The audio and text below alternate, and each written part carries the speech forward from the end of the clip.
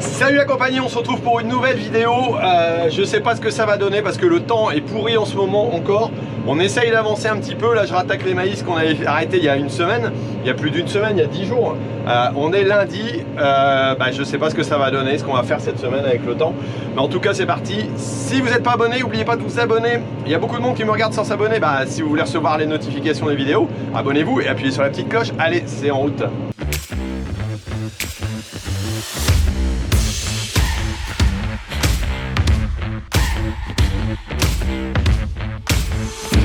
Allez, on va charger tout simplement, on va déjà peser et charger les pendeurs d'engrais.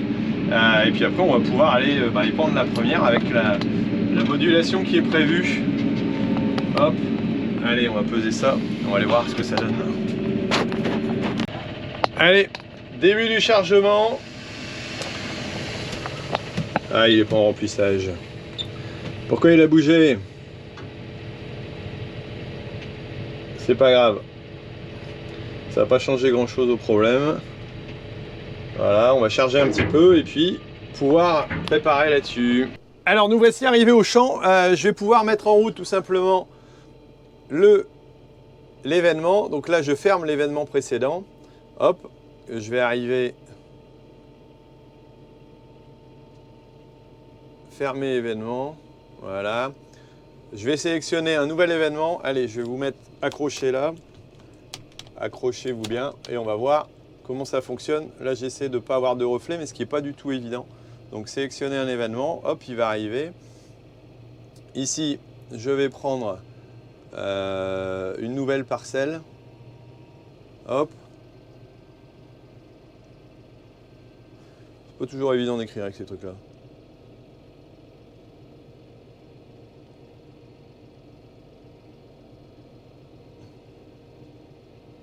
Chemin d'Auchy 1, allez hop, c'est parti.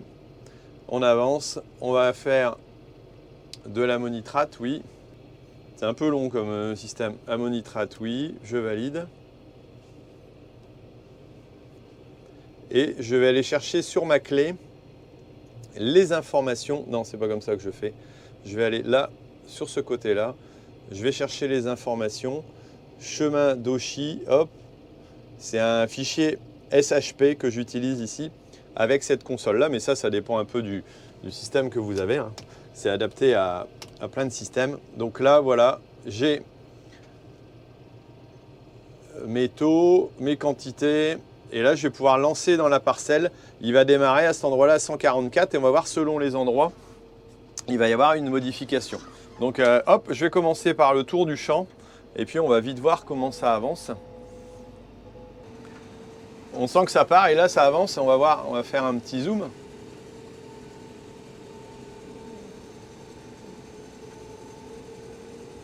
Et normalement il marque aussi là où il passe avec un trait vert.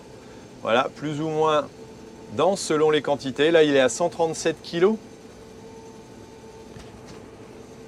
Voilà, donc il va vraiment s'adapter à la quantité qui a été choisie au départ et en fonction du lieu, en gardant la moyenne. Donc tout simplement de cet apport. Là on est à 156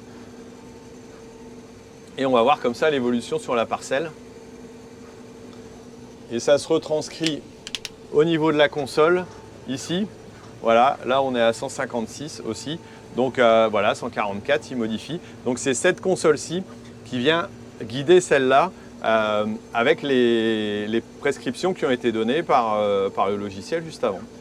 Et hop, on va continuer comme ça la parcelle, tout simplement pour bien épandre correctement. Une fois le tour du champ fait, je vais pouvoir changer mes réglages, enlever ma bordure qui est tout simplement ici. Là, il faut que j'attende qu'il arrête de tourner pour pouvoir réenclencher. Hop. Et là, je mets en plein champ. Voilà, ça permet de changer la rotation à la fois des disques, mais aussi l'envoi. C'est-à-dire que sur la bordure, on va envoyer le minimum sur la bordure et plus à l'intérieur. Et quand on est en plein champ, on va recroiser plusieurs fois. C'est-à-dire qu'on va lancer plus loin, ce qu'on ne ferait pas là, parce que sinon, ça serait de la perte et de la pollution, voilà, tout simplement sur j'allais dire la route. Donc inutile d'aller attaquer le champ du voisin ou bien la route. On garde son engrais pour soi et pour sa parcelle pour l'optimiser. Donc voilà, c'est pour ça que je change et après, je rechange, je remets en rotation et je mets ma vitesse pour être à 540 tours, alors que je suis un peu moins vite quand je procède de l'autre côté. Voilà un petit peu, et bah, je continue mon petit chant. Elle se termine, on est à 137 là, donc là on va avoir consommé une partie, on voit bien au niveau du cahier. Là je vais, hop, finir, je pose. On va regarder sur l'écran si on voit avec les reflets, c'est pas évident, mais bon. Hop, je mets le cache. Donc là, on voit bien la parcelle qui a été faite entièrement. Je vais ralentir, ça sert à rien de continuer à accélérer. Voilà, et là, on a fini à 137. Donc il a bien régulé l'ensemble de la parcelle. Voilà, qu'on voit bien encore mieux ici, pour pouvoir la travailler comme il faut. Et puis moi, je vais continuer ça et finir l'ensemble des champs. Voilà, et puis ouais, on se retrouve après. Opération dégonflage. Ouais, là j'arrive avec tout simplement le compactor, le franquet devant. On va essayer de rattaquer les maïs là. Il y a toujours des corbeaux de loin. Alors Emilien il a commencé tout à l'heure à préparer, il n'a pas eu le temps de finir, il avait rendez-vous après. Donc on va s'attaquer à ça. Il est 18 h, fin de journée. J'avais un rendez-vous cet après-midi, donc j'ai laissé Alexandre finir les engrais et préparer de quoi traiter demain matin nos betteraves. Donc voilà, petit travail qui va se faire tranquillement demain matin. Et là, il y a plein de saloperies de corbeaux qui traînent encore. Je ne sais pas comment je vais faire. Alors si vous avez une idée pour vous en débarrasser, je ne sais pas, mais moi ça devient de pire en pire ces saloperies-là. Même les effaroucheurs, là, ils en ont pas peur du tout. C'est une catastrophe.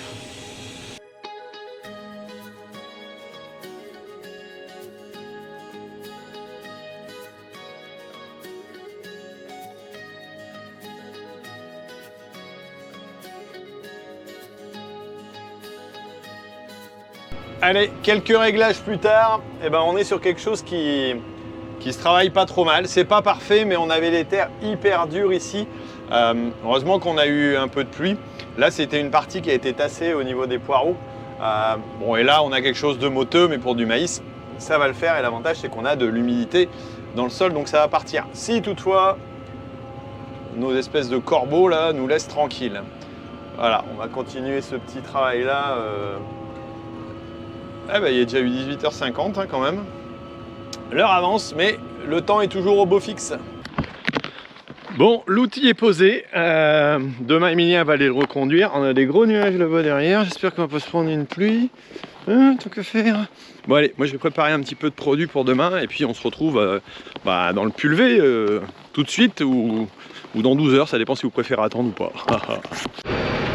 Et c'est parti ce matin pour un petit désherbage de betteraves. Oui, les betteraves ont poussé. La dernière fois j'étais intervenu dans des conditions un peu limites, on regardera ça en arrivant. Mais là en tout cas les conditions sont top, on a de l'humidité. Bon, il est 6h30, ça se tient.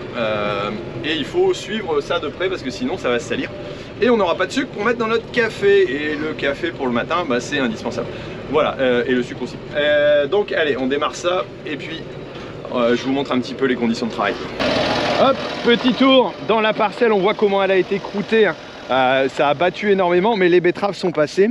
Elles sont pas si mal que ça, on les avait vues peut-être la dernière fois, je sais plus. Voilà, elles sont là. Et on a aussi plein de graminées. C'est un champ qui est pourri de graminées. Donc voilà, vu le pain. Mais ça sera désherbé après. Alors les conditions qu'on a eues, que j'ai eues la dernière fois, c'était hyper humide, donc ça fait que pour arriver à faire ces traces correctement, pas évident, mais ça a été fait. Donc voilà. Et là, elle se porte bien. On n'a pas trop de limaces ici. Alors peut-être parce que c'est croûté ou ça se va bien. Mais bon, là, c'est plutôt sympa en termes de visibilité ce matin. On a une petite brume, donc des conditions idéales. Pas de vent. C'est surtout ça que je recherche aussi lorsqu'on désherbe ou qu'on traite. Le minimum de vent pour pas que ça s'envole ailleurs et puis pour avoir les meilleures conditions de travail et que ça arrive sur la plante et limiter les doses. Donc voilà, allez, on lance ça.